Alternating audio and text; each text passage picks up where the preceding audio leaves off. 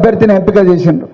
మరి బీజేపీ వాళ్ళు వాళ్ళ గురించి ఎంత తక్కువ మాట్లాడితే అంత మంచిది, కానీ ఒక్క నిమిషం వాళ్ళ గురించి కూడా ఈ సభలో చెప్పాలనిపిస్తున్నది.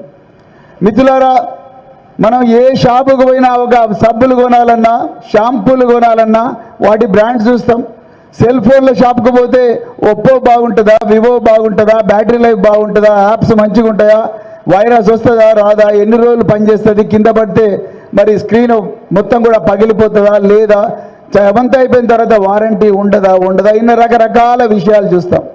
అదేవిధంగా మరి పెళ్ళి, మన బిడ్డలకు తల్లిదండ్రులు ఎవరైనా ఉంటే అమ్మాయిలకు మరి పెళ్లి కొడుకును చూడాలన్నా, ఒక ఇంటికి రావాల్సిన అల్లుడిని చూడాలన్నా అదేవిధంగా వాళ్ళ గుణగణాలు చూస్తాం. ఒక గర్ల్ ఫ్రెండ్ కావాలన్నా, గర్ల్ ఫ్రెండ్ బాయ్ ఫ్రెండ్ కావాలన్నా కూడా వాళ్ళ ఇన్స్టాగ్రామ్ పోస్టులు, ఫేస్బుక్ పోస్టులు, లేకపోతే రకరకాలు చూస్తారు. ఒక ఉద్యోగస్తుడు డిపార్ట్మెంట్లో జాయిన్ అయ్యేటప్పుడు పోలీసు డిపార్ట్మెంటు సాధారణ దుస్తుల్లో ఉండే వ్యక్తులను వాళ్ళ ఊర్లకు పంపించి, వాళ్ళ ఇళ్లకు పంపించి, స్పెషల్ బ్రాంచ్ అనే ఒక సంస్థ ద్వారా వీళ్ళ మీద ఏమేమి కేసులు ఉన్నాయో అవన్నీ కూడా చూస్తారు. మరి ఈరోజు చట్టసభల్లోకి పంపించే మన అభ్యర్థుల మీద వాళ్ళ గుణగణాలు ఏమని చూడాల్సిన అవసరం ఉందా లేదా? పట్టభద్రులకు ఎంతమంది పట్టభద్రులు ఒకసారి చేతులు ఎత్తండి. చాలా సంతోషం. సో మరి ఉందా లేదా, చూడాల్సిన అవసరం ఉందా లేదా?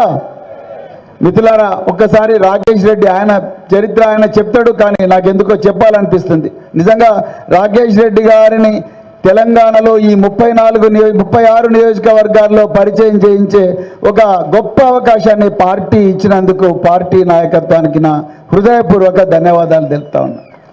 మిత్రులారా, రాకేష్ రెడ్డి గారు ఒక సాధారణ రైతు కుటుంబంలో జన్మించిండు. తల్లిదండ్రులకు, రైతు కుటుంబంలో జన్మించిన తల్లిదండ్రులకు అందరికీ కూడా మరి వాళ్ళ పిల్లల మీద మన బతుకులు చాలా కష్టంగా ఉన్నాయి. ఒకరి జీవితాలు పండించిన దుక్కు దున్ని మొక్క నాటి మొక్కకు నీళ్లు పోసి పుట్ల కొద్దీ పంట తీసినా కూడా ఒక్కోసారి పస్తులుండే పరిస్థితి ఉంది. మన పిల్లలకు ఆ పరిస్థితి రాకూడదని చెప్పి పిల్లలను బాగా చదివిస్తారు.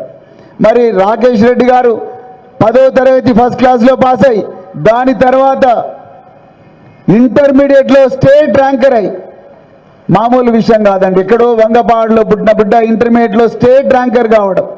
అదేవిధంగా అక్కడి నుంచి దేశంలో అత్యంత విశిష్టమైన Birla institute of technological sciences BITS పిలానీలో చదువుకున్నాడు. బిట్స్ పిలానీ అంటే చూడ్డానికి మామూలు అనిపిస్తుంది, కానీ బిట్స్ పిలానీలో చదువుకున్న 1,86,000 మంది గొప్ప విద్యార్థులు, మళ్ళీ రిపీట్ చేస్తున్నా, 1,86,033 మంది విద్యార్థులు ఈ రోజుకు అన్ని ఖండాల్లో గొప్ప గొప్ప పనులు చేస్తూ ఉన్నారు. ఉదాహరణకు నేను బోస్టన్ మహానగరం పోయినా 2022లో. ప్రశాంత్ పాలకుడితో ఇక్కడ నుంచి కేవలం 30 కిలోమీటర్లు 40 కిలోమీటర్ల దూరంలో ఉండే మహబూబాబాద్ ప్రాంతంలో పుట్టిండు ఆయన.